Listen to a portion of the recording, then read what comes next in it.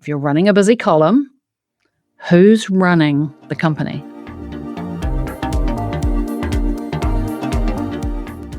You're the visionary, you're the leader, you're the CEO. And if your business is ready to grow and you want it to grow, you're still stuck behind the chair.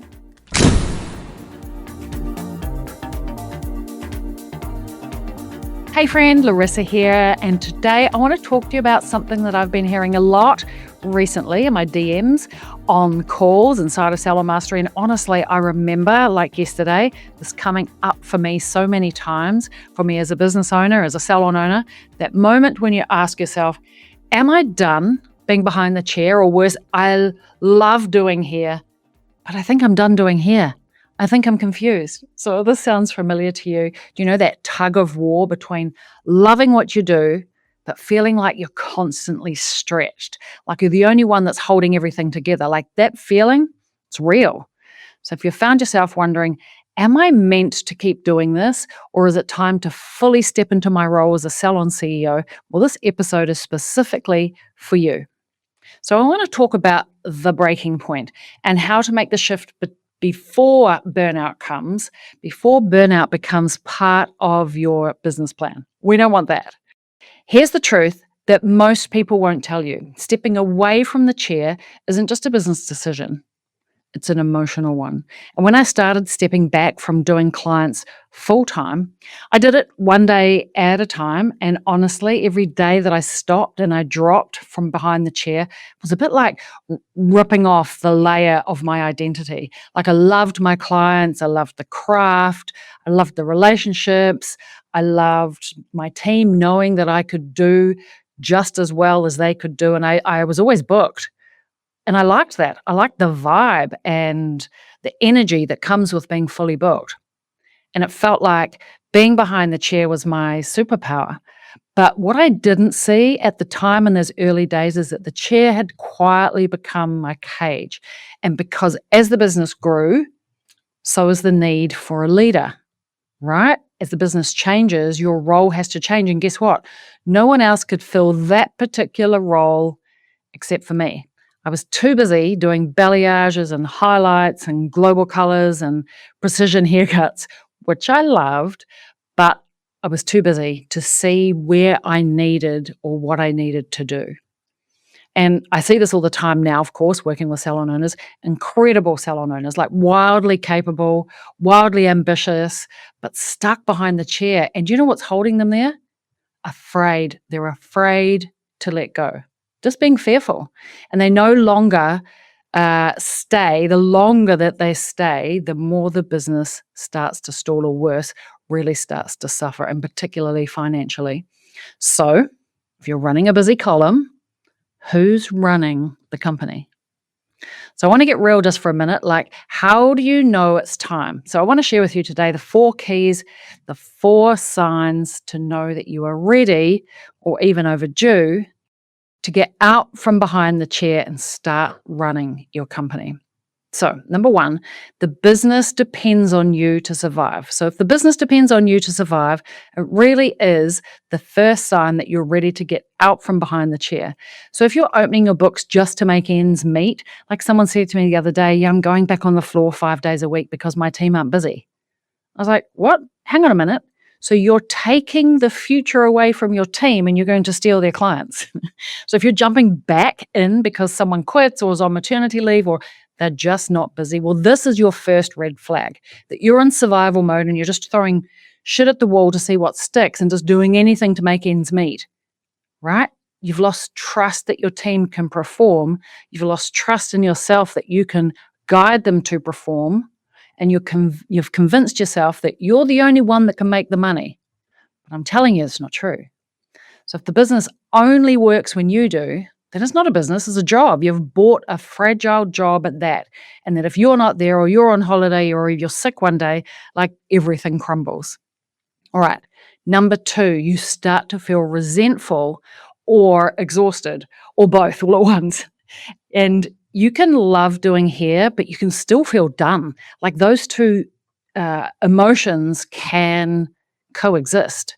When passion starts to feel like pressure, it's time to take a good hard look. you know it's time to reassess. So you might notice that you're feeling impatient or a bit snappy with clients. Like I remember I would be a bit glazed over maybe when they were talking to me, and I'm mentally somewhere else, like I'm watching what everybody else is doing, or I'm thinking about the thing that I haven't finished that I was trying to finish before my client arrived. Like you're not being present and you're watching the calendar with dread. Like if you look 6 weeks in advance and think, what the heck? When the heck am I actually going to do the things? Well, first of all, that is not sustainable. Like you can do anything for a short amount of time, but you can't sustain that over long periods of time. That's the fastest way to burn out. It's also not fair on you, your family, and it certainly is not fair on your clients because you'll start to lose clients and you won't have grown your team. It's a double whammy. All right, number 3 is when you notice that you are the bottleneck. Like if you're the one that fixes all the problems, you're the one that's posting on Instagram because you think your team can't do it right, you're making all the decisions and you're still doing 10 clients a day, like you're the bottleneck and you're probably working late into the night just to keep up with the things that probably it's time to let your team to do. Like if you start feeling like you're working for your team, it's a bit of a red flag and you are now the bottleneck. So you're not working for your business, you're working for your team and instead of leading your team. So it's time to change. Number 4 is that you're sacrificing profit, but not only profit, but also peace. I see a lot of salon owners, $1 million plus revenue, like big format businesses, churning over a lot of money, busy as anything, but then paying themselves like maybe only $50K a year. Sometimes, okay, wait for it, sometimes not paying themselves at all. Meanwhile, you're the busiest. You're the busiest, most exhausted, the person that's the most wiped out in the building. And that is not what freedom looks like. And it certainly is not what profit looks like. You don't build this to be the lowest paid person in the business, the most overworked and underpaid in the business. Like you built it to lead a brand, to lead a team. So it's time to do something different. Hey, it's me again. I just wanted to interrupt and jump in here quickly to say thanks for listening to the podcast. I really appreciate you being here. Just one question though. If you are listening to this episode and thinking, oh my God, this is me, but I'm just not sure what to do, well, don't worry. I've got some strategies for you. The Salon Mastery program will help you develop and implement 100K team, 100K mindset, strategies and steps designed to help you lead your team to enjoy 100K careers and install the 100K mindset and motivation so you can help build that inside of your team. The systems, the processes to master the 100K day so you can build the $1 million salon. So I want to invite you to join me for a complimentary $1 million strategy call. We'll discuss your business, your role in the business. Let's see if I'm the right person to help you grow your business and your team. Together, we can reach the $1 million mark. All you need to do is click the Apply Now button in the show notes of this very episode. You're welcome to book a time, a strategy call. We'll have a chat. All right, that's enough for me. Let's get back to the episode. There came a point for me when I remember it really clearly, actually, when I realized that like doing hair, serving the clients, whether it's hair or skin, whatever it is, that doing hair was no longer the highest value proposition that I could offer the business. Like my highest value, what I can offer the business is building systems, processes, coaching the team on their performance, developing leaders, like creating other leaders inside of my business, driving revenue. Do you know, like the revenue has got to come not from me behind the chair, but driving revenue for the whole business and creating a team that, of course, here's the key word, thrive without me. So you can still love hair and do all of those things.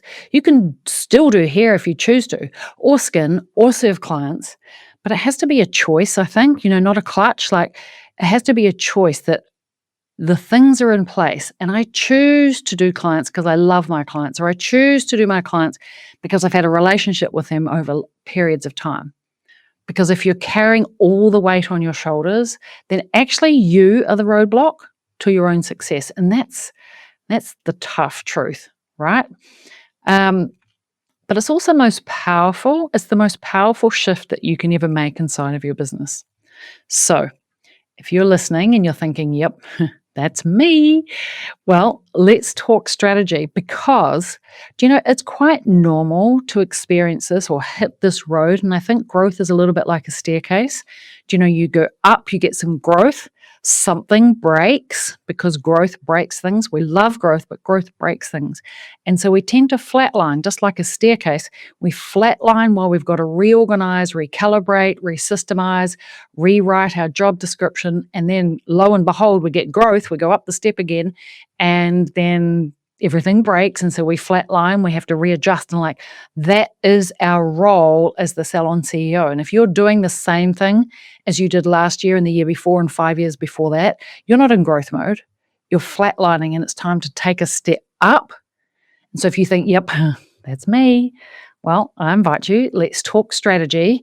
And here's what stepping out of the chair, out from behind the chair with confidence really looks like. So number one is we need to create a replacement plan. Starting with your team, who's ready to step up? So my question would be, do you have a career pathway in place already that's going to grow your talent from within? You always want to be having the next up and coming talent. So you've got, again, like a staircase, you've got a bit of a staircase of talent because people are always going to pop off and pop out. They're going to have a baby, they're going to travel, and if you're doing it right, they're not going to the salon down the road, but life happens. And so we need a career pathway for people to not only constantly be replacing you and your roles as you step up the growth ladder, but also from within to be self-sustaining. So you're not constantly pulled back in to serve clients. I remember the day really, really clearly when I said no, when somebody from the salon rang me and said, Larissa, can you take my client? Jemima is sick. Bloody Jemima. Jemima is sick.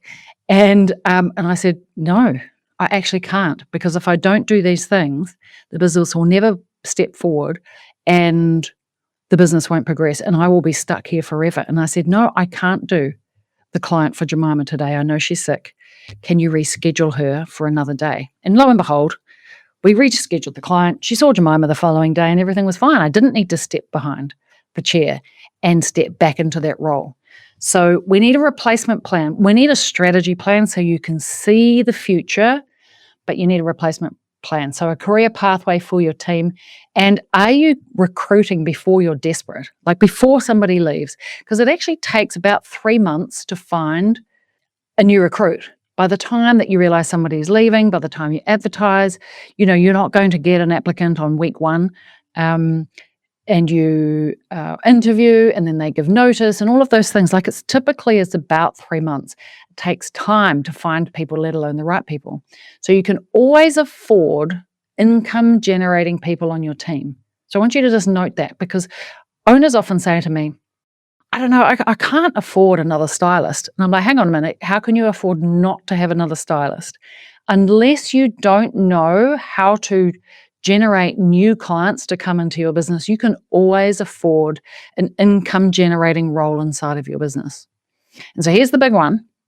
Write a job description for you as the CEO, not just who's replacing you on the floor, but there is a leadership ladder that you need to step through. And so when you're clear on your role and you step through the leadership ladder, then not just who's replacing who on the floor, but also progressing the whole business. Who's going to take over the marketing, the operations, leadership. Whenever you're still in the weeds, you've got to write yourself out of a job constantly. All right, number 2 is know your numbers without you being behind the chair. What is your break even if you don't take clients, but you still get paid? You need a CEO wage, not the leftovers, not just hope and a pray that if I step off the floor, that I really hope there's some money left over, because you can't run a business like that. And if you can't afford that, then there's something wrong in your financial business model. So Jemima, our AI profit coach, she helps owners in the CEO Dash uncover exactly what the number is that it's out of alignment. So if you're wanting to step out from behind the chair and want to make sure that you can cover the revenue, you can ensure that you can continue to get paid. There's a few steps to be taken for sure, but you've got to have a plan. So when you step out from behind the chair, that you don't suddenly not be able to afford to pay yourself. Do you know? I really want for you to become a data-driven CEO, because the numbers will always tell you what you can do next in your business. It'll always tell you what the next strategic step should be. Like, the numbers tell a story. You just need to know how to read them. Apart from the fact that Jemima will help you read them, because she'll coach you through it. All right.